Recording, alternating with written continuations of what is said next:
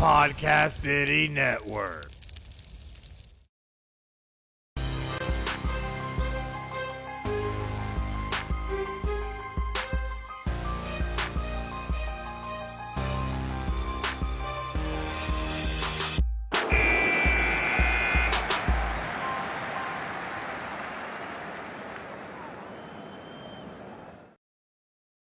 Hey guys, and welcome to another exciting episode of Final Score, episode 126, our Halloween edition, and definitely going to be a great one. But I'm going to have the man, the myth, the legend himself. I feel so honored to have JDM on the show. How you doing, bud? What's going on, guys? Welcome to another JDM Espanol edition of Final Score. I'm only going to throw it out there just for our boy Jimmy. It's great to be back on the show, as always, Mr. Chris. Really excited because, hello, we've got hockey going. And you know what that means? I've been around. And it also means Scary Gary over here, he's got some stuff to say. Scary All right? So I'm Gary. looking... That's right. He's got some stuff to say today. So I'm excited to bring you guys some hockey talk, some fantasy football talk. Always up for talking college. We got college football. We got the NFL. Hell, there's even some MLB. We've had the Equinox multiple times already. The ultimate Equinox, 4 sports, 1 day. I mean, you can't get any better than that, guys. I even got my brother crashing on the couch, and he's watching Final Score right now on his Facebook phone. That's the man right there. To ADM as well. So thrilled to bring it to you guys. Happy to be on the show. Let's get to it, Chris. Let's do it, man. Let's go. I like it. I like the energy. But you got to make sure to follow us on social media at PCN Final Score on Facebook, Twitter, YouTube, Twitch, and Instagram. Go like, follow, and subscribe to those for us. And hit the share and reaction buttons on the corners of this video live on Facebook Live. Definitely helps us out in every way. You guys have no idea. So please, please, please do that for us. Definitely helps out. But let's go ahead and jump into a little bit of college football. And we definitely had a topsy-turvy week when you really get down to the nitty-gritty. But we're going to start going through the top 10. Number 1, Georgia, no surprise, on a bye week. But they got a date with Florida coming up. Even though Florida's 4-3, you can never count out the rivalry. What do you think? You think Georgia's going to be in for it against Florida?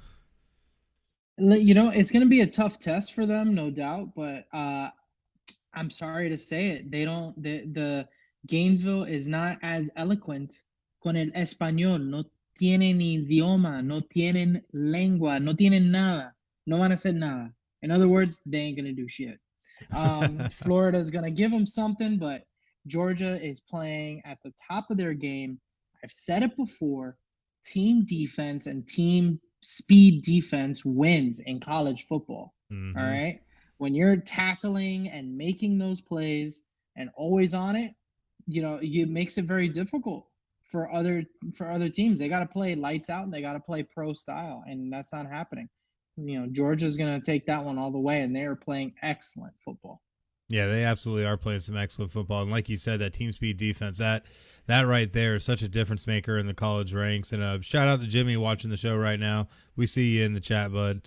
But yeah, just Georgia is so dominant right now, and they are able to get it done on offense too. Have 2 different quarterbacks that they can run with, so they have options, and that's what you really need. And a lot of teams don't get that, so definitely going to be great to kind of see. I agree, though. I don't think Florida is going to be anything for Georgia. I have a feeling this is going to be a blowout by at least 3 scores, maybe even more. Who knows? Depends on how bad Emory Jones is that day, but we'll see. But looking at our number 2 team, and I found this interesting.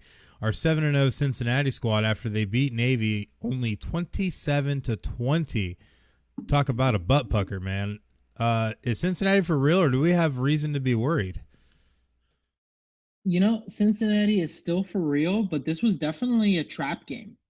After a huge matchup the week before, going up against Navy, ranked number 2, 100% this was a trap game, and they survived. Cincinnati played like garbage. Let's be honest. Even the announcers were saying it. They did not play to their full potential. So this was a trap game, and you know what? The best teams escape. They find a way to win. My worry as we go further down the line is Cincinnati's schedule going to match up if they do win out with other teams' schedules? Mm-hmm. If they win out, that's going to be the argument, because I mean, who are they going up against next? Tulane at 1-6. You know, who else do they have coming up in their schedule that's really going to be any big? The only one I can even think of is SMU, and SMU is only because they're ranked. But even then, it's not like SMU is a Texas A&M or a Oklahoma or anything sitting out there. So, you know, it's still not that strong, in my opinion. No, 100%. Still not that strong. So definitely something to look at. And, you know, as we continue to go down that line, you got number 3, Alabama, over at 7-1 with one of the toughest damn schedules around, with a big win, 52-24 over Tennessee. Bryce Young's, you know, solid performance, 371 and 2 touchdowns. Brian Robertson Jr. with over the century mark, 107 and 3 scores. Next game is against LSU at 4-4. Normally chalk this up to be a big game, but with the turmoil going on over in LSU, not so much anymore. You know, the coach is on his way out. The passion is just not there, and the squad isn't there either. Alabama definitely takes this one as well. What do you think? I think it'll be an Alabama win, but I think it'll be closer than what people think, because I think that this for LSU is going to be their Super Bowl probably. Let's try and upset Alabama and keep them from getting a national title. LSU would love nothing more than to be able to do that. So I think they're going to come with a little bit of passion, but I think with how dominant Alabama plays, that passion is going to die out by the time you get to the second half. And I think that their spirits are going to be broken come the fourth quarter. And there's not going to be anything left for LSU to do, but I still think this could possibly end up closer than most people think. I don't even know what the line is for this game. It's probably something ridiculous in Alabama's favor, but either way, I think this could be closer than people think. It might be, and you know what? Scary Gary is going to tell. What is that? Yeah, he says, go ahead and put your money still on Alabama, despite what it is. You know, I don't think it's going to be close, man. I don't think so. I'll tell you what, if LSU does pull this off, nice little chalk it up as a recruitment tip. Hey, by the way, when we were absolute garbage, we could still beat Alabama. Yeah, that's true. Oh, my goodness. But coming in at number 4, we got Oklahoma, who is still somehow undefeated after narrowly escaping Kansas 35-23. Caleb Williams looking okay, 178 yards, 2 touchdowns, and a pick. But they had a better rushing game as a team. You know, 7 running backs were able to get 178 and 2 touchdowns, but they were held scoreless in the first half of that game and had to come back in the second half to even beat lowly Kansas. So, I mean, we really need to ask this question about Oklahoma. Are they for real? You know what? They're not. They're not for real. Oklahoma has a pretty soft schedule. And it comes into that conversation between Cincinnati and Oklahoma. Which one is the worst schedule? Which one's softer? You know, really, and see where they end up being ranked. Narrowly getting away from Kansas, far from the days of not shaking a bunch of little kids' hands from Baker Mayfield. Far are the days that Oklahoma was a top, you know, offense. And yeah, they're narrowly squeaking by, but that's about it. I don't know if they survive. Yeah, I don't know if they are going to be able to survive either, and especially when you start looking at the rest of their slate. I mean, they might be able to run it, but once you get to the Big 12 conference championship game, I mean, that's a whole nother animal. So, I mean, we'll see. They go up against the 5-3 Texas Tech squad who just launched their head coach, which we'll have more on that later. So I don't see. I mean, hell, they almost lost to Kansas. I guess anything is possible at this point. So we'll see what we get against Texas Tech. Coming in at number 5, though, Ohio State 6-1 after beating the brakes off of Indiana 54-7. CJ Stroud looking real sharp, 266 and 4 scores.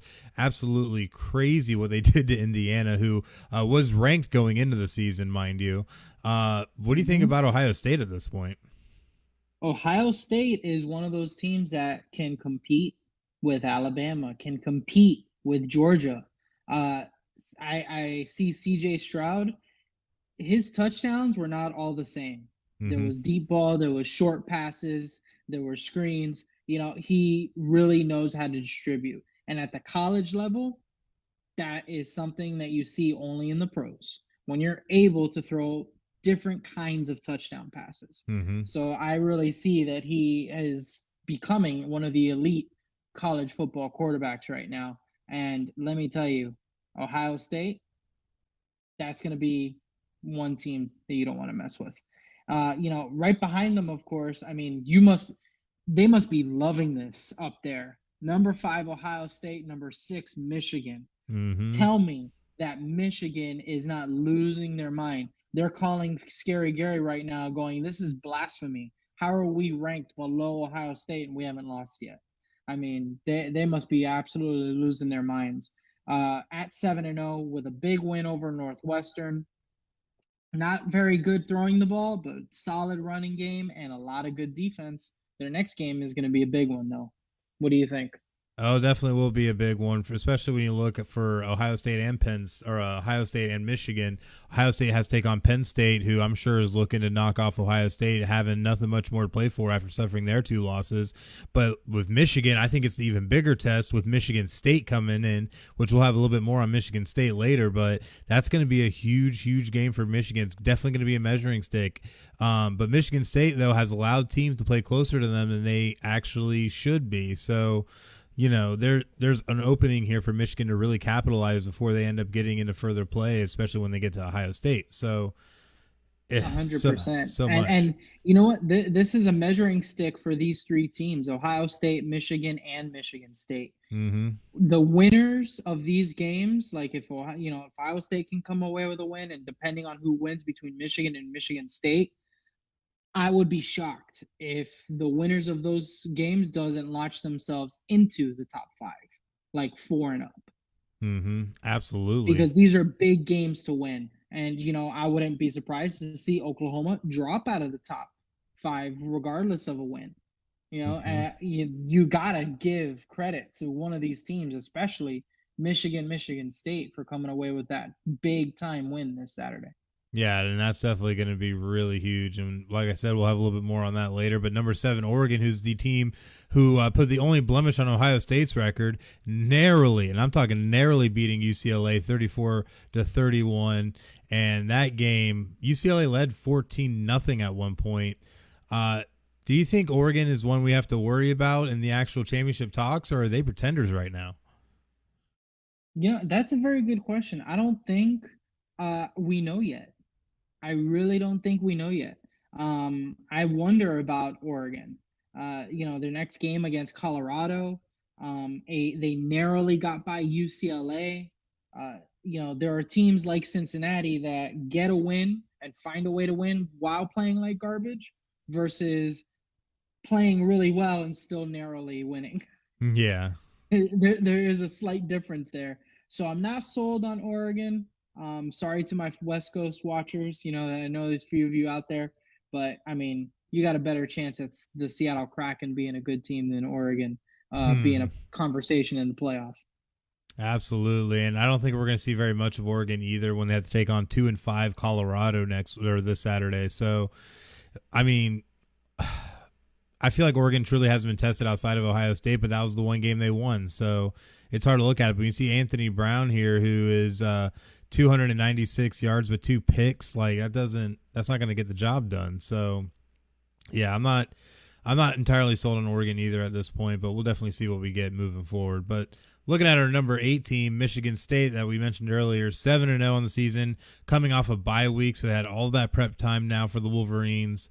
It's going to be a big game come this weekend, which we're going to talk a little bit more later once we get to our games to watch. But with Michigan State, do you think they have a legit shot at beating Michigan? I really do. I really do. I really think that this is just one of those games that they've chalked it up. They circled it on the calendar. They're all bringing a Scary Gary to the forefront, and they are ready to go. They're ready to say Michigan State is not just a basketball team. We play ball too. We play football. We can smash mouth you, and we're going to shock you. Question is, can they? That's all. Like, I think they can compete, but I'm not completely sold. So it definitely is one of those games where we're gonna have to see. And they have that bye week, right? Mm-hmm. So if they're not well coached, if this is not a 10-10 score at halftime, they don't come out ready, they have no shot. There's zero reason why their schemes and their preparation shouldn't be top notch with that bye week. Absolutely, I have to agree. They need to come out on fire, because if they don't, Michigan will take advantage. So we'll definitely see what we get when we get that game, and we'll talk a little bit more about it here later. But our number 9 team, Iowa, 6-1, coming off the bye week after having their huge upset loss to Purdue. Now going to have to take on a 4-3 Wisconsin squad this Saturday. Do you think Iowa can be able to crawl back in this thing, or do you think that their chances are done? Wisconsin is not a bad team. Wisconsin has been in the top 10. Wisconsin is a tough team despite their 4-3 record. I think Iowa can climb back into this thing, especially when you're going to have maybe some other teams ahead of them falter, right? They have their one loss. Okay, fine. So does Ohio State. So does Oregon. So does Alabama. But what they do need is a statement win, right? A win by 2-3 scores, and they could do that against Wisconsin. And I expect it to be a shootout because Wisconsin will still put up some points. But I mean, you got to win by 3 touchdowns if you want to crawl back into it against a Wisconsin team that's, we don't talk about it too much in college, but in the pros you say the rebuild. They're a little bit rebuilding right now. They're recruiting. They'll be back, but they're in one of those rebuild stages. So right now is the time to take advantage and, blow them out. Absolutely, and I have to absolutely agree. Iowa needs to have a statement when they need to be able to show off what they can do and show that they're a team that actually truly belongs in the top 10. So by doing that, you need to beat one of the better teams that you have left on your schedule, because they don't have a whole lot left on their schedule of anything that's good. So they have to make sure that they start winning these games in statement fashion. So we'll definitely see what we get from Iowa moving forward. But looking at our number 10 team, Ole Miss, 6-1 after beating LSU 31-17. Not looking too bad up and down, but have to go up against a ranked 5-2 Auburn squad this weekend. Ole Miss has been playing teams close, playing teams good. We saw what they were able to do against Alabama. We saw what they could do in a lot of different situations. But what do you think about Ole Miss at this point? I think Ole Miss has been well coached. I've watched their games. I've watched their schemes. It's very well coached team. So I expect that to continue. But I do think I have a feeling Auburn comes away with a big win here, and go ahead and defeats Ole Miss, and kind of knocks them back down to peg. Auburn is one of those teams that is just dangerous at different times, and they always play you tough. And I think they'll get under the skin of Ole Miss and find a way to come out with a win, despite Ole Miss always having one of the better O lines and one of the better D lines in friggin' college football when it comes to it. They're sure. always pretty solid at that. So I mean, I would even say, despite Auburn being like 18, right? I think they're ranked 18th. They're one of my teams to watch outside of the top 10. Because they always end up with such a tough schedule, right? And they find ways to have wins early in the year, late in the year. So I would expect them to have maybe a statement win here and kind of just remind everybody, you know what? Auburn's here to spoil everybody's damn party in the SEC. Everybody wants to come here, but you know what? We're going to be the Wicked Witch of the West. And we're just going to screw up your potion and just screw up your day. So I expect Auburn to continue to do that. Absolutely. And if you ask me, Chris, that's my team to watch outside the top 10 is Auburn. Definitely should have added them on here too. But looking at our teams to watch outside the top 10, first one on the list, number 11, Notre Dame at 6-1 after beating USC 31-16. Notre Dame's, you look at the rest of their schedule, they easily could run it and end up 11-1 on the year and have themselves in a position possibly to make a push for the college football playoff. However, they definitely would need some help ahead of them, I think, at this point to be able to make that happen. But it's not outside of the realm of possibility.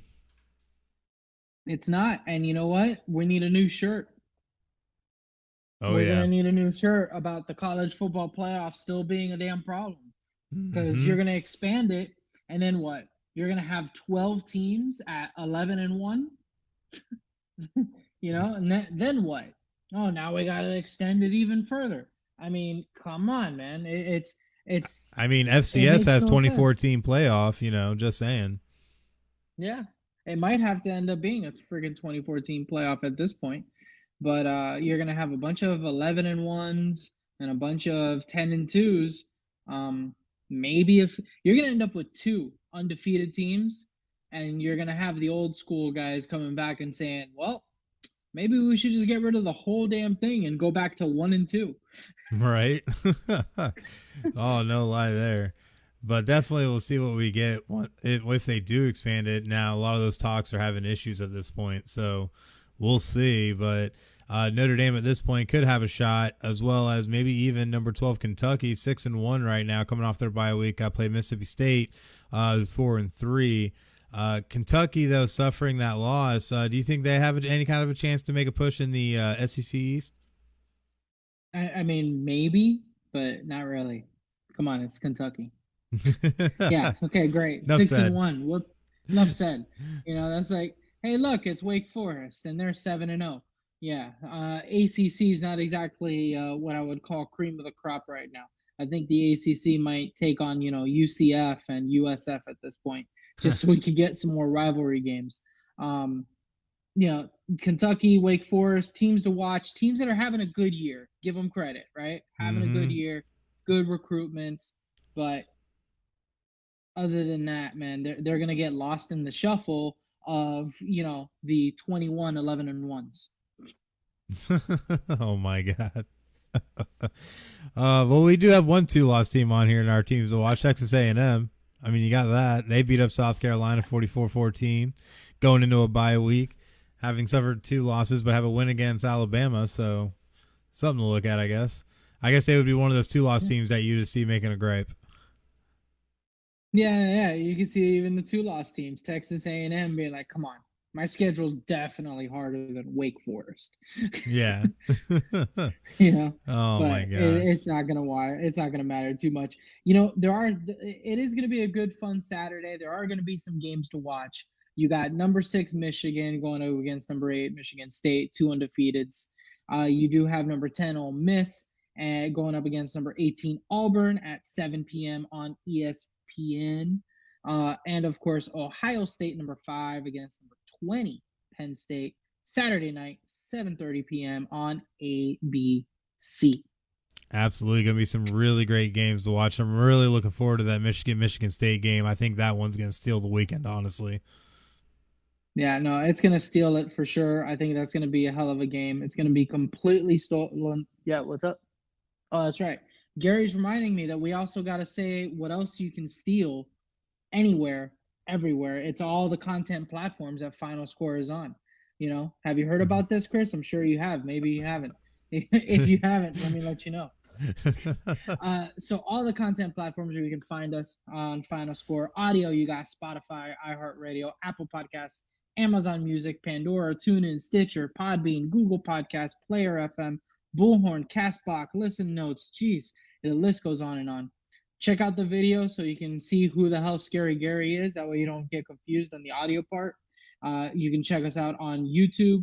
All you got to do is search keyword PCN Final Score, una palabra. Also hit up podcastcity.net/Final Score. Hit the like, follow, and subscribe buttons. That's all you got to do. Or Scary Gary comes to your house. Ooh, yeah, you don't want Scary Gary coming to your house. That's like some it action going on. But our next story that we're going to talk a little bit about is Michael Jordan and how a game-worn rookie sneakers from the 5th game he ever played in sold for a record $1.47 million. And, people always ask me, well, Chris, why do you keep putting this kind of stuff up? I'm like, because it's ridiculous. You guys thought NFTs were ridiculous. I find this ridiculous. So here we are. But 1.47 for a pair of Nike Air ships, if I'm not mistaken. And man, what I'm trying to wrap my head around this amount for a pair of sneakers. I can't wrap my head around it, but I see something like this, And you know what? It reminds me of another story. I don't know if we have it on here, but it reminds me of the Brady story with the 600th touchdown, Mm-hmm. right? That Mike Evans gives up. And let me tell you something. This guy, what he got is a hell of a lot more valuable than if he would have held on to it and just sold it for some random, record Oh, 1 yeah. point whatever $1 million. Okay, I'm sorry. And we You're have the living in meme the of it, too, moment. on the final score page, just saying, of Yeah, everything he got. exactly. With everything he got, and Tom Brady throws in a Bitcoin to sweeten the pot. I mean, A dude, full that's his Bitcoin. a full Bitcoin, full Bitcoin, one full Bitcoin at whatever price that's at. Value wise, I think that's even better, man, than just selling it for money. Because guess what? You're gonna get taxed on it. You're gonna get scary Gary tax, and that's not fun for anybody. You know. Uh, I bring props to the show, Chris. I'm sorry, man. What It's can I good. tell I you? like it. Oh, here it is. But here's the full list of You everything the know, guy received. He got 2 signed jerseys and helmet from Tom Brady. He got 1 signed Mike Evans jersey and game cleats. He got $1,000 to the Bucks team store, 2 season tickets for the 2021 and 2022 season, and like you mentioned before, the 1 full Bitcoin. That's crazy, yep, man. from Tom Brady, right? So imagine selling that, selling the Bitcoin from Tom Brady. I mean, that value is a hell of a lot more than, at least in my opinion, right? Yeah, Because, come on, you get one pair of shoes and then you sell them for that, a crazy record. Don't get me wrong, absolutely. but I mean, you got variety here, man, and you lose the allure of sports a little bit when you're selling stuff for that kind of money, because then you forget the whole point of why you like doing this. Mm-hmm. Aren't you a fan because you love the sport? Maybe you played, maybe you have some nostalgia with it, maybe your kids played in high school or something. That you lose that allure when you treat it like an NFT. Mm-hmm. So But at I least, mean, these are physical items, at the this is very true. least. At least these are physical items. Bring back the romance in sports, man. The rom communism, as Ted Lasso would say. Oh, good stuff, man. But it's absolutely crazy still to see it actually happen. But you know what else is happening? All the great Final Mm. Score merch that you can find on the Podcast City Network shop. Because whether it's a neck gaiter to protect you from COVID-19, a mug for your morning coffee, or a t-shirt just to look cool, we got you covered. Get the latest apparel and gear for your favorite podcast and Podcast City Network by visiting podcastcity.net/shop and checking out the lineup. But you know what time it is. Ooh. Oh, it's time. It's time for a brand new PCN shop mug that says PCN score, PCN final score, and then under it, una palabra. That actually would be Just really for good. Jimmy. Just for Jimmy. We should. We absolutely should. But it is time for some NFL Week 8 predictions. And I'm pretty excited. Last week I went 9-4 with a 56-35 overall record. So not doing too shabby so far on the season. Could be much worse. I've seen these real Fox analysts and ESPN analysts. They're doing worse than me. So just putting it out there. But definitely going to be some good stuff. I can't wait to jump into it. You ready to jump into it, JDM? Let's go. Let's go. Let's get it done. It's getting into the nitty gritty weeks, man. We got big matchups that will just determine playoff outcomes. Absolutely. Starting about now, teams that are on the bubble of maybe even making the playoffs can, all of a sudden find themselves on the outside looking in with one loss. So absolutely, it's gonna happen. But absolutely. You know what? Now we have to go back to it real quick. That mug, we're gonna have to make it. Jimmy said he'd get it. So there you go. It's gonna happen. Bo, you talk about big matchups. We have one right off rip on Thursday Night Football. The 6-1 Green Bay Packers traveling out to the desert to take on the undefeated Arizona Cardinals. This is going to be one hell of a game, no matter how you look at it. Who do you got in this one, JDM? I gotta say, I really, really want to say the Cardinals. I do, right? But Mm-hmm. I feel like the Green Bay Packers and the key to this game is going to be Aaron Jones. If they can run the ball like they have before and have Aaron Jones go for a $110 or a $120 and 3 touchdowns and just run a lot of time off that clock and make sure that Kyler Murray doesn't have the ball in his hands as much, they can outscore them, end up with the ball late, and end up coming away with the win. I like the Green Bay Packers in this one because ultimately I really feel like the Dolphins need at least another 20 years of this 72 undefeated curse. And right now the Cardinals ain't going to do it. They're not going to go undefeated. They're not the team for it. Maybe Brady next year. But I don't see the Cardinals going completely undefeated, and I feel like this might be that game, and it's gonna be a playoff game. Bottom line, Mm-hmm. you want to see a playoff game, you're gonna see one right now, and it's gonna come down to a field goal at the end for sure. Both offenses are gonna show out, but I have the Packers coming away with the win with a late field goal. Very nice. The one thing I look at when it comes to this game is that Devontae Adams will be out because of COVID, if I'm not mistaken. But the passing game is going to take a little bit of a hit. And I think that could be something that could play into the Cardinals' favor, given how good that defense has played so far this year. Seeing how they'll be able to possibly key on the run a little bit more since they don't have as dynamic of a wide receiver on the outside. Because of that, I'm going to give the edge to the Cardinals, and I think it's going to be the Cardinals by a field goal late in this one. I still think this is going to be an excellent, exciting game. And like you said, it's going to be like a playoff game. So definitely going to be a great thing to watch. And come on, give it to my boy Zach Ertz. I think he might actually get involved in this one a little. He definitely will get involved in this one, and that is true. I did forget that Vontae Adams is going to be out, because that they're going to really need to focus on Aaron Jones then for sure. Mm-hmm. That's what it's going to have to come down to. Kicking off our Sunday night matchups at 1 p.m., we got the Carolina Panthers at 3-4 visiting the Atlanta Falcons at 3-3. Chris, who are you looking at in this game? Can one of these teams maybe make a push? The Panthers have been looking dismal after their great 3-0 start, losing 4 straight and getting just flat out dominated by the Giants last week to the point to where Sam Darnold ended up being pulled from the game. I'm really worried about where this Panthers squad is at this point and wonder if they can really truly compete. But I think the Falcons right now will have the edge just because their offense is starting to find some traction, especially with their nice draftee. They spent a first-round pick on Kyle Pitts, who's finally getting it done in my fantasy squads. But they have a lot going for them right now. They're starting to find their way offensively. They're starting to get there a little bit defensively, and I think the Falcons are going to end up taking this one. It probably won't be a huge blowout like last week, but the Falcons, I think, will still get the job done, win this one by a touchdown, maybe 10 points, and be able to come away with the W and get back on the right side of the win column. Yeah, definitely like the Falcons in this game as well. It comes down to a very good strategy of using Cordell Patterson extremely well in the short game and running back. I mean, he's a good threat.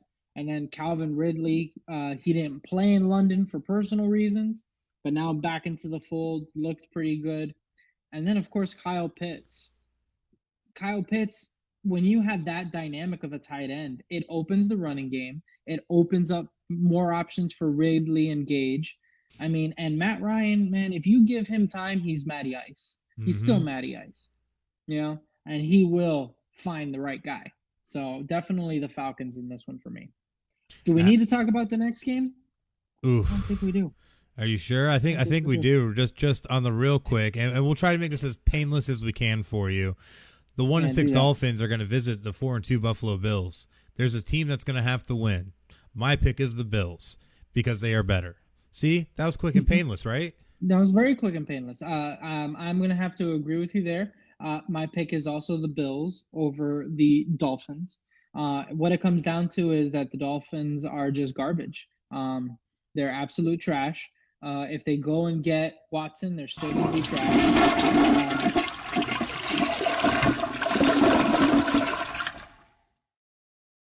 Wait, could you do that again? I think a floater came up and it was the GM. Oh, one more.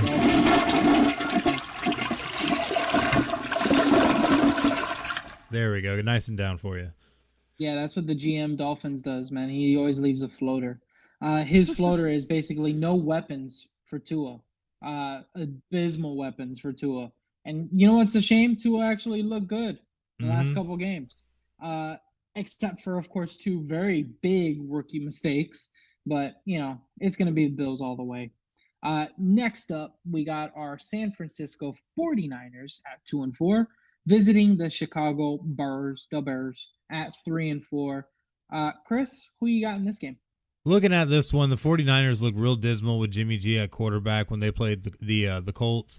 Did not look good whatsoever. Weather may have been a little bit of a factor in that, but there was some really bad plays that Jimmy G made, and he's going to be the starter again this week with Trey Lance still out with his injury issue. Because of that fact alone, and because the Chicago Bears actually have a defensive front that can actually get to the quarterback a little bit, I think they might be able to be just enough to kind of frustrate Jimmy G to where this is going to end up being a close game. Chicago's really going to have to rely on getting Justin Fields rolling, though, but they also have that nice running back in the backfield, and I can't remember his name to save my life. But he has been playing well as well, so they can get the offense rolling even a little bit, get a little bit to A-Rob, might be able to make something happen here and be able to pull off a win. I think it's going to end up being the Bears in a very narrow victory. Who do you got, JDM? Well, you know what? I got the Niners in this one, and I'll tell you why. Bosa. Can't count out Bosa. I'm telling you right now, I really like him on the Niners. He's going to give Fields a run for his money, and he's going to be a factor. Not to mention that Deebo Samuel will also be a factor, and Eli Mitchell's starting to get into a little bit of groove. And I really do think that they have a good coaching scheme, right? And they play a very well-coached game, and the Bears get out-coached in this one. And the Niners pull it out. And that's what it really comes down to. Just a few little keys for Jimmy G, some creative play calling, maybe a little bit of a reverse with Deebo, use his speed, something like that. But that's what I got the Niners for, is basically on coaching alone. Definitely could happen. I could see that as well. But looking at our next game, we got the 3-3 Pittsburgh Steelers traveling on into Cleveland to take on the 4-3 Browns. The Browns still dealing with a myriad of injuries up and down the roster, having found out that they may also be losing Baker Mayfield for the year. Definitely not a good sign. OBJ's even been questionable. A lot of bad stuff just happening around this team right now. Really relying on Case Keenum and Dearness Johnson to be able to get the job done in any kind of way. So I don't have a lot of faith, even though the Browns were able to pull it out against the Broncos. I don't think they're going to be able to get it done against the Steelers as well. And I think the Steelers are going to be able to pull this one out also in a narrow victory. Who do you got, JDM?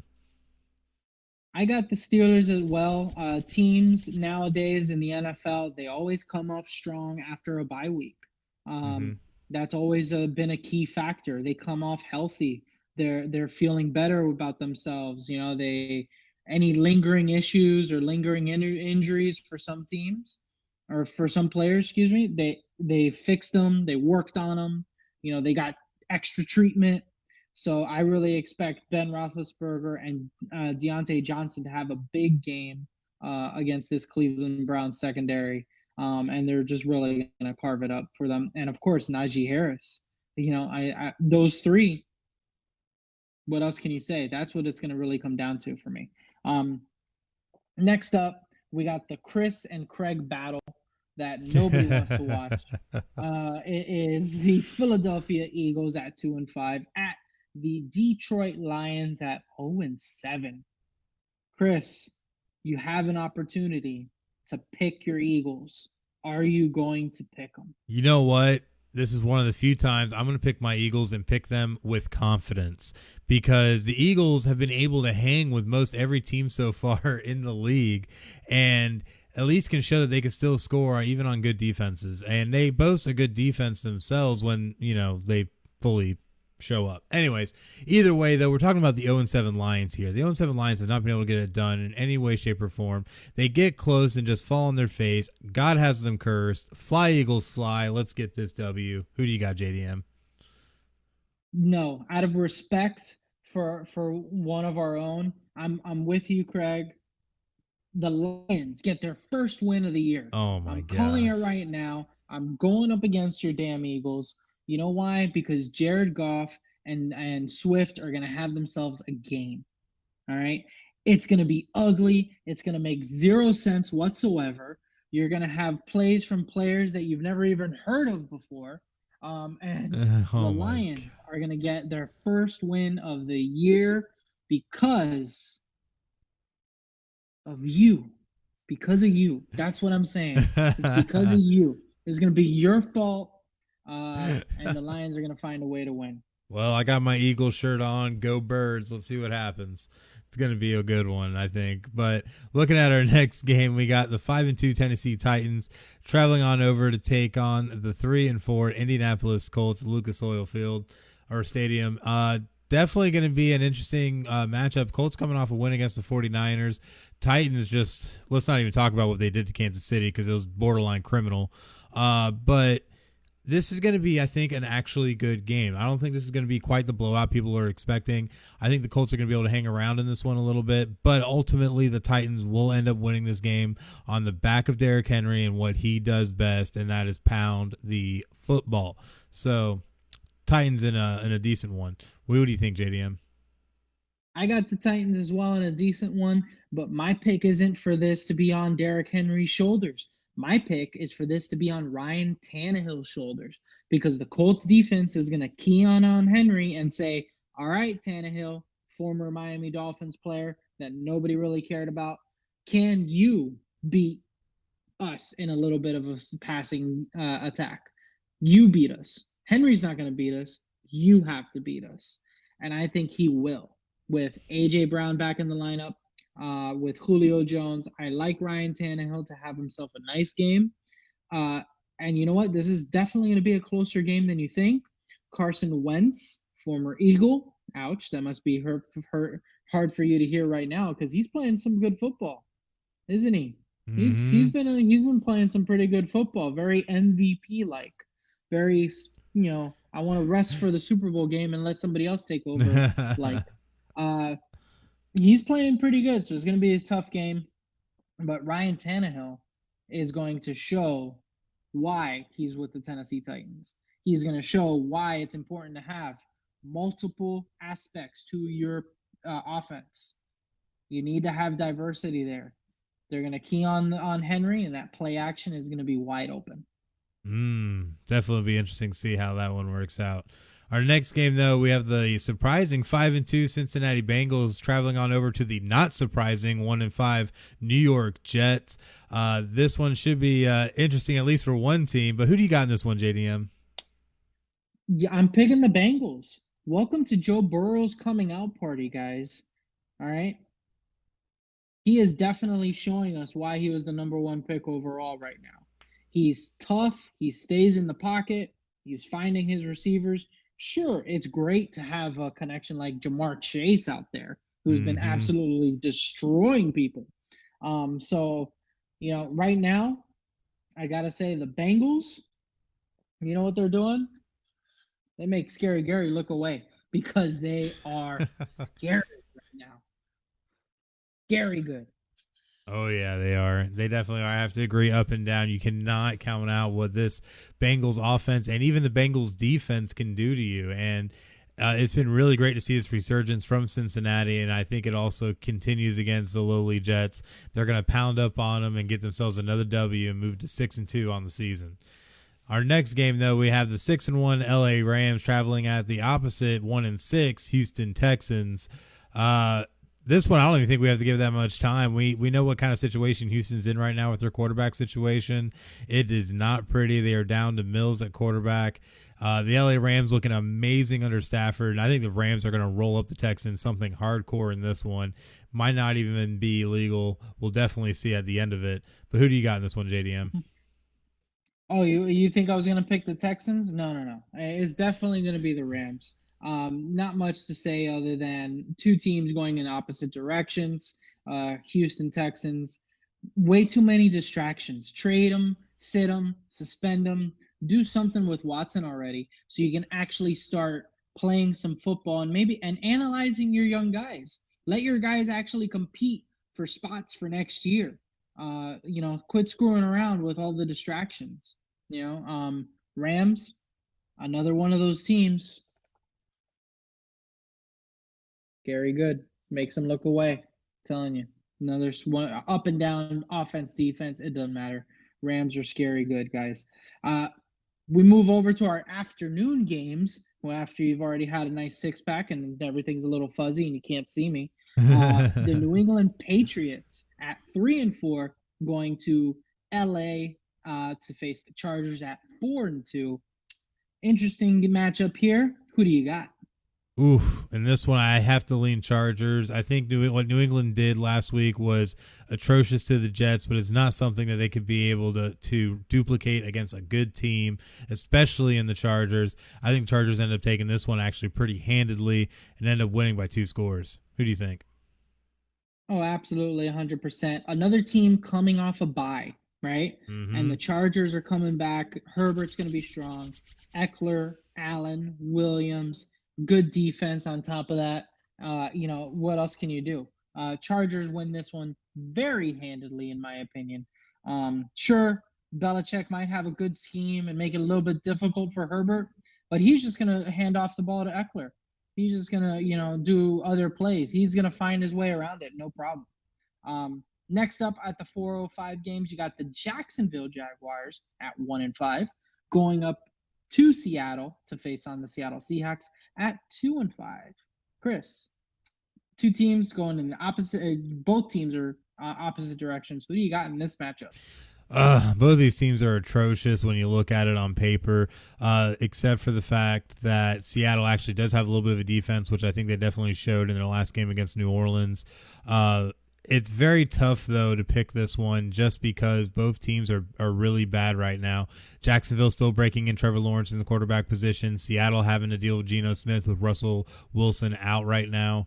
Definitely very hard. But one thing I did see is that Geno Smith can make a couple throws, and you get him in a more ideal situation where it's not pouring down rain and against a defense that looks like Jacksonville's. And I think Seattle actually has a legitimate shot. And I'm going to take Seattle in this one. This is going to be razor thin because this is literally a toilet bowl right now.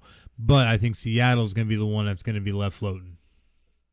Who do you think, JDM? Interesting. No, I'm picking the Jacksonville Jaguars. Oh. I watched Geno Smith, and, man, I was disappointed.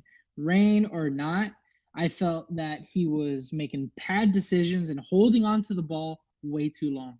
It doesn't matter if you got Jacksonville linebackers that run, a 40-yard dash in 10 seconds. They're still going to get to him because he's still holding on to the damn ball.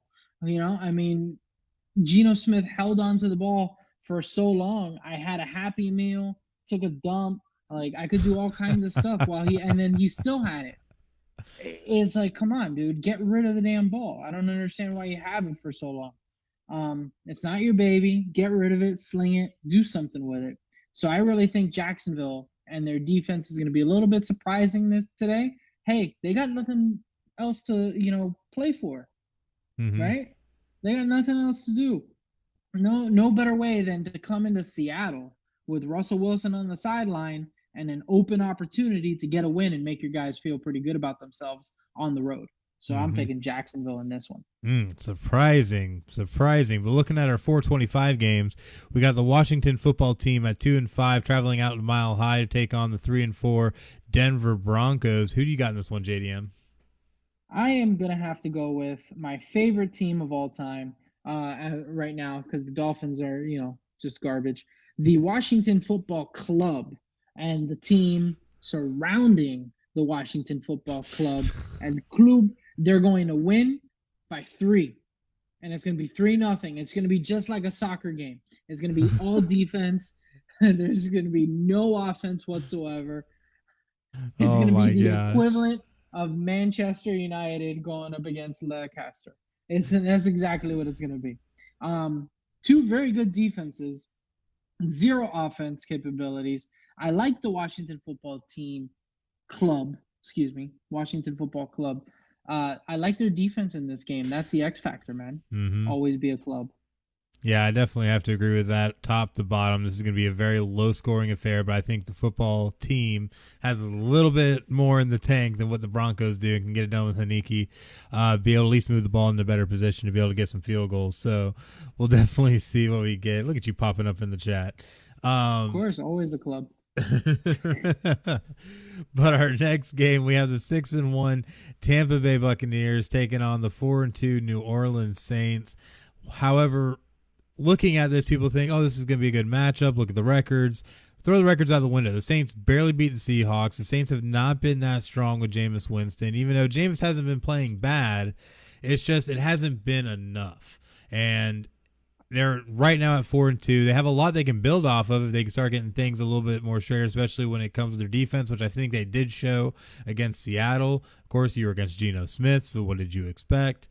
But Tampa Bay, top to bottom, is talented offensively, defensively, special teams, all the way around. And I think that the Tom Brady-led Bucs are going to be able to win this one pretty easily against the Saints. Who do you got, JDM?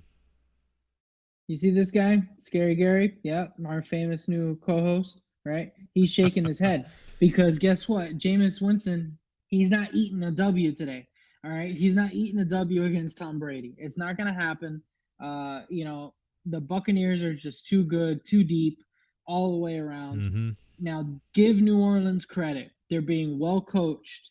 This is the perfect scenario for Jameis Winston with Alvin Kamara and Sean Payton as a head coach, with a solid defense. Other teams with a winning record, for sure, I'd have a better argument for maybe the Saints pulling it off, especially when Michael Thomas comes back, if he's able to come back. I think that's really the key for Winston right now is he's missing a tight end and he's missing Michael Thomas, right? With two more weapons like that, much more dangerous, as long as he doesn't throw 30 picks. Now, he's on track for a 40-10 ratio, which is pretty solid, 40 touchdowns and 10 picks. So he's going to continue to have a good year. I think he'll have a good game. But Tom Brady will have 5 touchdowns in the first quarter. So it's really like, all right, dude, who are you going up against, right? You're going up against, once again, a scary good team. And Scary Gary has to look away. So Bucks all the way on this one. We move over to Sunday night, Chris, and we got a big game. Big game between the Dallas Cowboys at 5-1. Going to Minnesota to play the Minnesota Vikings at 3-3. Another scary good team, but which one is it? Chris, who do you got? I think in this one we've seen that the Vikings offense can be good at times, but they tend to have consistency issues that I think are going to creep up in this game, especially with Dallas and the kind of offense and defense that they boast. It's going to be really a hard day for the Vikings, and I think the Cowboys are going to be able to tee off a little bit and be able to take advantage of some mismatches to be able to win this one, but I'm saying at least 10. So Cowboys, even though it hurts me to say it, Cowboys are going to win. Who do you think, JDM? I'm picking the Cowboys as well. I agree with that inconsistency. The Vikings need to make sure they get Dalvin Cook operating this week. He's coming back from injury. He's looked good so far. They really need to get him cooking, pun intended.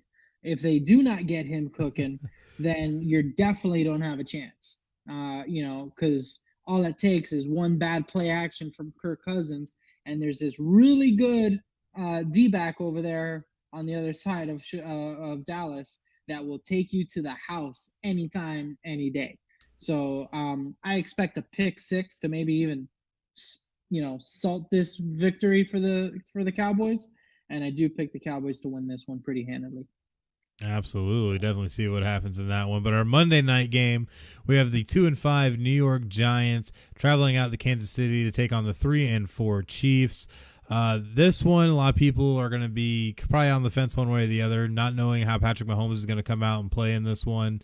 Mahomes definitely seemed off when it come not only last week, but really all of this season. This is a real difficult one to choose, but I had to side with the Chiefs because I think this could possibly be the game where Patrick Mahomes comes back out and shows that he is a guy that can play football. And not just play football, but play it well. So I'm going to give the nod to the Chiefs in this one. No chance for Danny Dimes. That dude's a bum. Who do you think, JDM? I definitely have the Chiefs as well, but this is going to be one of those games that I'll be watching from my phone because it's going to be ugly. Because I think that Patrick Mahomes has been battling injuries all year. It's been lingering stuff with the concussion, and this is just going to be he's going to get the win, but it's not going to be pretty. It's not going to be a coming out party for Patrick Mahomes and say, "Hey, I'm back and ready to, run the table and go to the playoffs." This is going to be a holy crap, we just got by kind of, thank God we're at, 500. Mm-hmm. So I really don't see Patrick Mahomes going off. I see him surviving, right? I see him making the Giants even look good and making them look a little bit better on Monday night than what they really are. It's just one of those situations where I feel like he's battling way too many injuries, and the O-line is not good. Mm-hmm. It's not good in KC, all right? Doesn't matter who you have up there as a quarterback. If you cannot protect your best player, you're going to be garbage. So I just, I still picking the Chiefs, but it's not going to be pretty. Raw might get some extra ratings from me for Monday night because, it's just not going to be good. Yeah, absolutely. So we'll definitely see what we get from that one. If it starts getting bad, I think I'll probably end up switching over to Raw too. So we'll definitely see what we get. But that was our NFL Week 8 predictions. Definitely make sure to check us out next week to see how we did. But now it's time to talk a little bit about Podcast City Network. What can you tell us about that, JDM? I've heard of Podcast City Network. They're pretty damn good. FinalScore is even a proud member of Podcast City Network. Podcast City Network has 20 independent podcast members across all genres of podcasting. Find PCN on all major social media platforms, facebook.com/Podcast City Network, Twitter @Podcast City Net, Instagram @Podcast City Net, YouTube, search keyword Podcast City Network. Also visit the website, podcastcity.net. Guess what? We're always looking for interested podcast hosts and content creators to join the network. But we understand that may not be what you're looking for right now. Hey, maybe you just need a new logo, an intro or outro video, video music for your show, live stream hosting for live broadcasters, voiceover work, or just some one-on-one consulting. No matter the need, we have you covered. Just go to podcastcity.net/services and fill out the contact form for an estimate so we can help you reach your podcasting goals. Be creative, be independent, be yourself. Podcast City Network.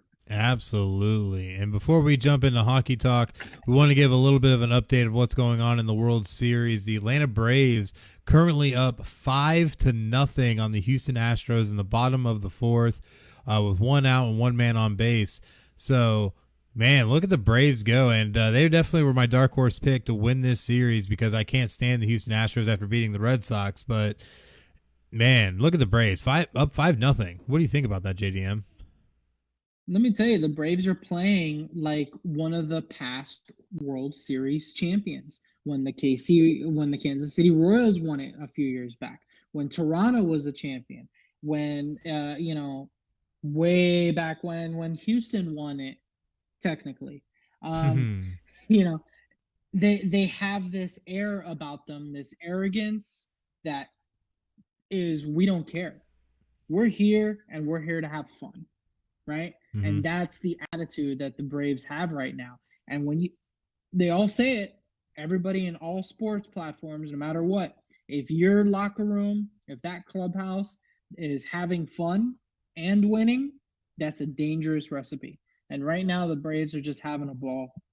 They didn't really expect to be here. They know they had a good team, but they're just taking this ride. And I do expect them to win the World Series completely. I heard Atlanta banned trash cans from all the around the stadium just in case.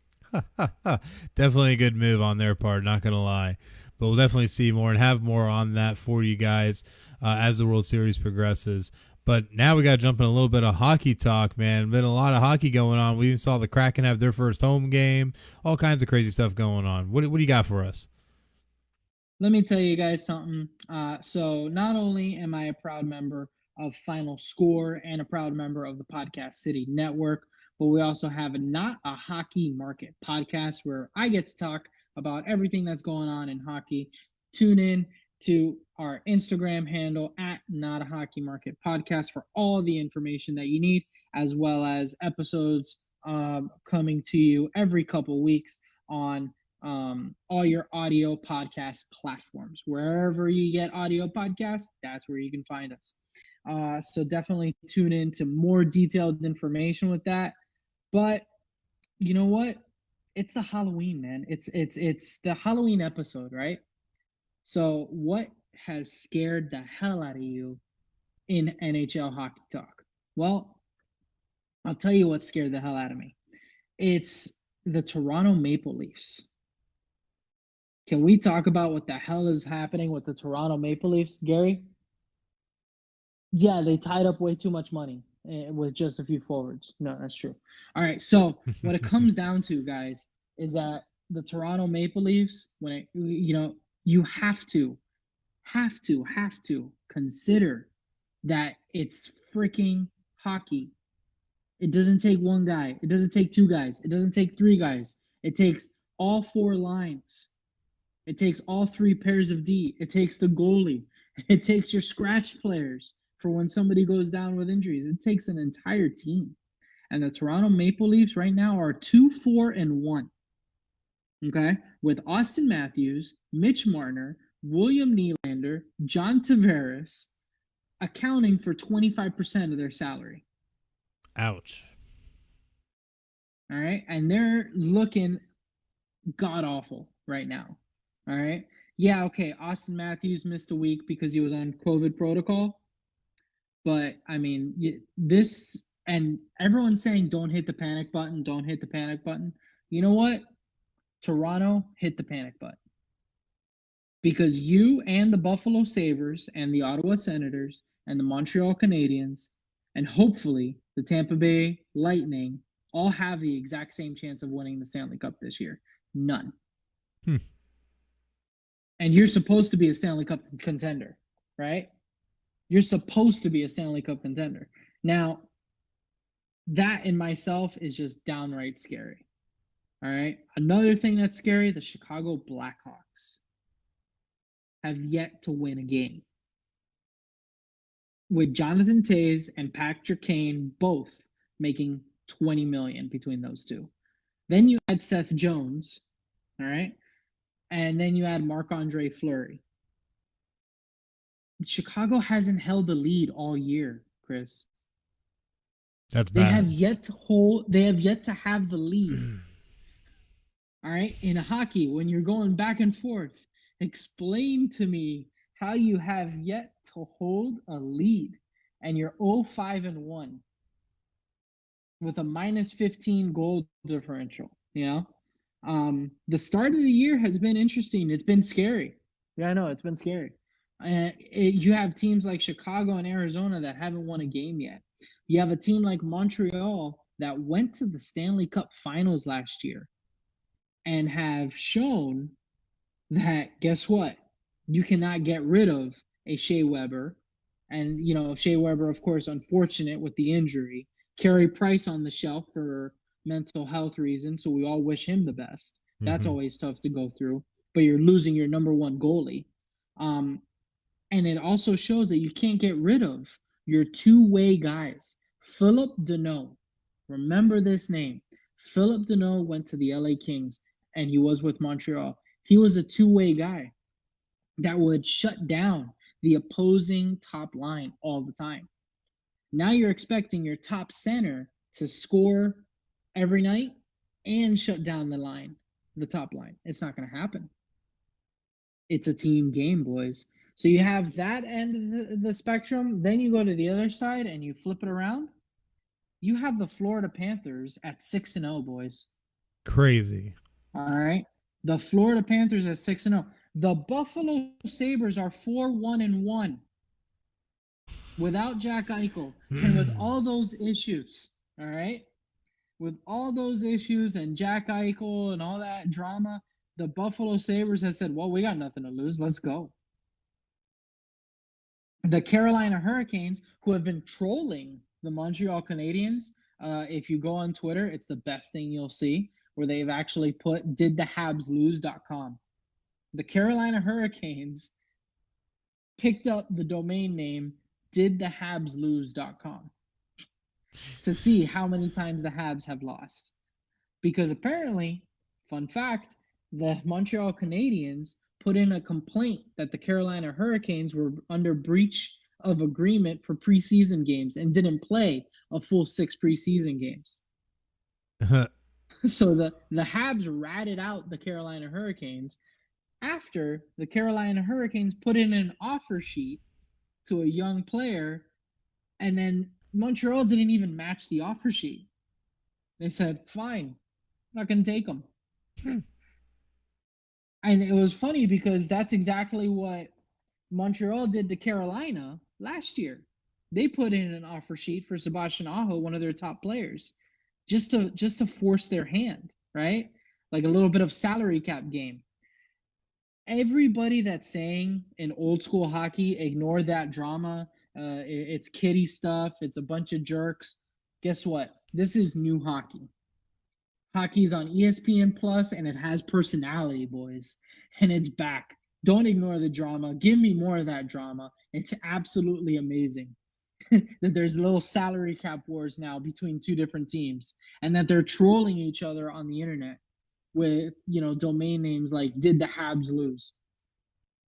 If you haven't been watching, it is absolutely fire to be watching right now. It's been a fun start of the season for sure. You have two way opposite ends of the spectrum. You have all kinds of drama in Chicago, which we'll definitely get to. I mean, talk about not wanting to do your job. Do we have that ready by chance? Oh, we do. Give me just a split second. We have that ready. So what it comes down to, and let me go ahead and get into it while we cue this up for you guys. The Chicago Blackhawks have been struggling tremendously with Kane and Taves and Seth Jones and Marc-Andre Fleury. I mean, you're talking about multiple Stanley Cups, right? Between these guys. And a head coach that, he's kind of like, do I really want to do this? Do I really want to continue to do this? I mean, there is no perfect way or better way to throw up this example of I don't give a shit about my job anymore than this guy grabbing the clipboard, handing it to his players, and saying, all right, go ahead, draw it up. Like, here you go. I mean, that's like horrible. Giving in your 2-week notice. That's the equivalent of your manager at Office Depot saying, fuck this job. Like, when am I going to the strip club? Because this is bullcrap. No lies detected, man. It's just too good, man. It's just too good. And that's the drama that we got going on. That is your hockey talk. It's been a bit scary, for sure. Scary Gary will tell you. But it's been exciting. It's been exciting. Go Panthers, still undefeated.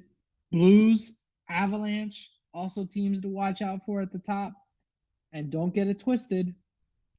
There's a few teams in the middle. The Islanders, the Bruins, the Rangers, Tampa Bay will be back. It's going to be one hell of a season. Lots of rivalries coming back and lots of drama. So let's bring it, man. The NHL is back on ESPN Plus, which is probably the best decision. And the only good thing that ESPN has going for them right now is the fact that they got that. That's it. I mean, other than that, they don't have anything else really to cover. Oh my goodness. But yeah, that was hockey talk, man. Some great stuff. Really glad you brought it to us. But you know what else is really awesome? There's a bunch of things. Oh, there's a bunch of things, including City Limits Tap Room, located at 4425 North US Highway 17 in beautiful DeLand, Florida. And if you don't know about City Limits Tap Room, you definitely need to check them out. A lot of great live music, sports from wall to wall, great drinks, liquor bar, food, whole nine. great stuff going on, including all the specials that they have, including on Mondays with all day $6 wing baskets and $5 pitchers of Yingling, Landshark, and Busch Light. Tuesdays, Guys Night with half off all wells and drafts from 7 p.m. to close. Wednesdays, all day $5 pitchers of the posted beer from 2 p.m. to close and $2 seltzers at the outside bar. Thursdays, Ladies Night with $1 wines, wells, and drafts from 7 p.m. to close. Fridays, Karaoke with Al from 7 p.m. to close. And Sundays, $13 domestic buckets and $16 import and craft buckets all day long. So make sure to check out City Limits Tap Room in beautiful DeLand, Florida, which does bring us now to the good old meme madness. And we definitely got some great ones this week. But I can't wait to show them all, man. They're going to be so good. I don't even know if you got to check any of them out. All of them are posted up on the Facebook page for Final Score. So you can see all of them there, share them with your friends, all that great stuff. But the first one is they put Patrick Mahomes on 2 of the last 3 Madden covers. That curse was bound to catch up with him. 100% it was, man. Are you kidding me? That's just playing with fire. Absolutely. Like, what do you think? Like, come on, dude. You can't just keep putting them on there and not expect them to have, diarrhea from a, Waffle House sooner or later. I mean, it's gonna happen, dude. Oh man, definitely is. But our next one says America during the World Series shows everyone supporting the Braves, except for that little orange asterisk over Houston. Oh, too good. That's the size of a trash can right there. Yeah. That's about all you get. I mean, everybody's going to be sporting the Braves for this World Series one. Absolutely. There's a small part of me that still says, the trash cans are gone, right? Wouldn't it be something if Houston found a way to pull this off without the scandal? Oh man, right? I mean, they already have other despite it all? scandals. Other scandals they're getting accused of right now, including against the Red Sox with whistling. So, I mean, who knows? Maybe they'll find something else that they could use too. Who knows? Yeah. But our next one says, Derrick Henry won't win MVP. It's a quarterback only award. Derrick Henry. Oh man, so crazy to see him throw a touchdown pass. He just said he just saw that bucket list and was like, check. Yep. Check. Oh, I'll tell you what, Derrick Henry doesn't win MVP this year if things continue to go on the way he's going. Is definitely a bias QB award. Absolutely, especially in this pass happy league. So definitely see what we get. But our next one says touchdown passes on Sunday. Derrick Henry 1, Patrick Mahomes 0. I mean, it's only 1. So that's still great. But it is one more than Patrick Mahomes that day. So it is. Oh my gosh, too good. But our next one says, when your dad comes out to argue with the refs in rec league. Oh, I don't know if you got to see him when they actually had him go out for the pre-coin toss. Totally crazy. Oh, yeah. Just this little dad looking outfit. Oh my goodness. He looked ready for Halloween trick-or-treating for sure. Absolutely. Our next one though says Andy Reid calling plays versus the Titans.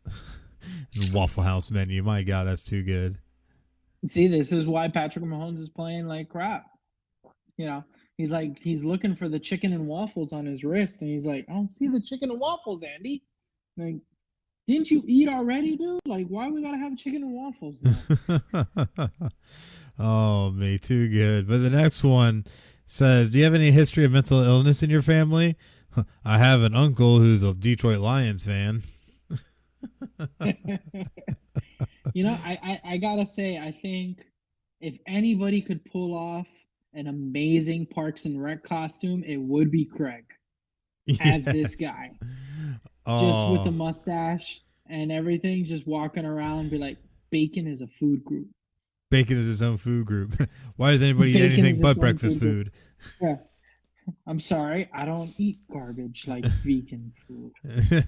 Sorry, I don't eat what my food eats. Oh my gosh, too good. But our last meme of the evening says, Derrick Henry is the player we all created whenever we were younger in Madden. Absolutely. 100%. And I think my guy was Mike Allstott. Remember this? Oh So in yeah. Madden like '02 or something like that, I'd put him as the halfback, and I just truck 5 yards at a time and continue all the way down. I mean, that's just the best cheat in Madden. I wouldn't even let Michael Vick touch the ball. Oh, too good. Too good. But that was our meme madness. We thank you guys so much for viewing it. If you're listening to our audio portions, you can find meme madness and all the great memes that we have posted up on YouTube or on Facebook. Just look in our video section and you'll be able to find them there. But you know what else we got to talk about? Of course. I already know. Have you always wanted to start a podcast? I think you have, Chris, but you didn't know how. Yeah, I'm not sure if you know how yet. Do you already have a podcast, but don't know how to grow it? Are you trying to find ways to make your podcast profitable? Well, you can learn to do it here at Podcast City Network.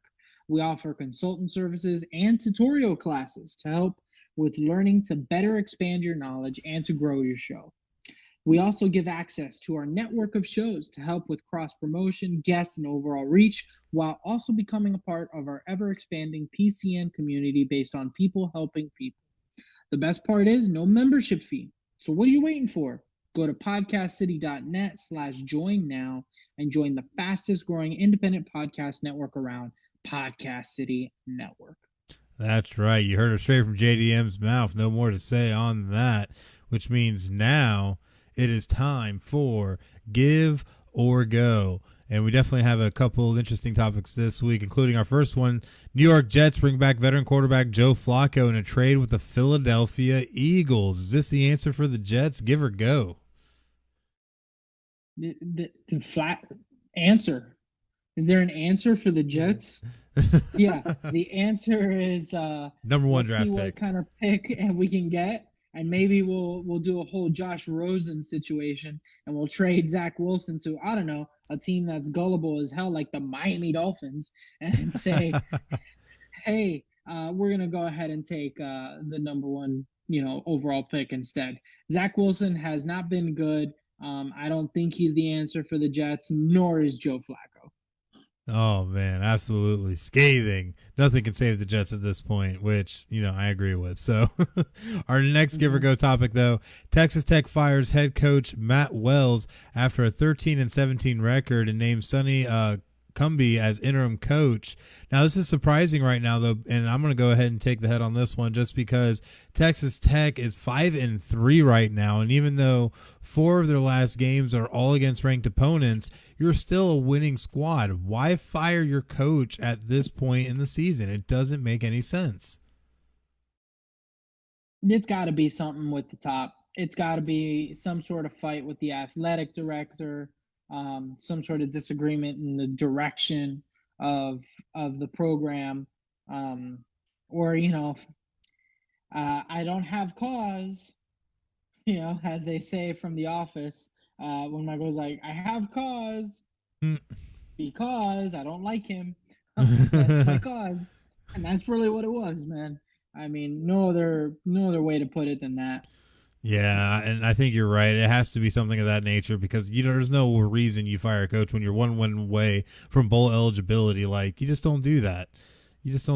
So I don't know. We'll see. But our last topic, Deshaun Watson is open to trade destinations besides the Miami Dolphins as the Carolina Panthers emerge as an option. Give or go? Can we just stop talking about this? So here's word to the wise. Guess what? ESPN. There are more stories in sports. Okay? Try different stories. You don't have to see LeBron falling on his leg or somebody falling on LeBron's leg 20 billion freaking times. All right? You don't need to hear Deshaun Watson's name 20 billion freaking times. I don't need to know every single time Tom Brady farts. I mean, give me a freaking break here. Throw me a freaking bone. I just went through an entire segment of stuff for hockey that is apparently on ESPN that they did not cover and are not covering as head stories. You're going to sit there and tell me two professional teams trolling each other on the internet and claiming domain names after each other isn't freaking phenomenal TV. True story. ESPN is putting my ass to sleep. That's why you come to Final Score, because we don't put you to sleep. It's 10:30 here and we're still wide awake. But they are who we thought they were. Exactly. Screw it, man. They are who they thought they were. And we let them off the hook. They are who they thought. Completely let them off the hook. Unbelievable. Just let it fucking falling asleep to ESPN with these stories. If Deshaun Watson gets traded, great. He's going to jail in Carolina instead of Miami. Maybe the laws are better there. Maybe. That was our give or go.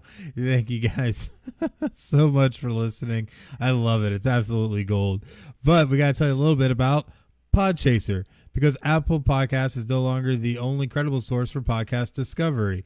You can follow creators, browse every podcast ever, and rate and review episodes. Just go to podchaser.com and search keyword Final Score, one word, and follow, rate, and review us.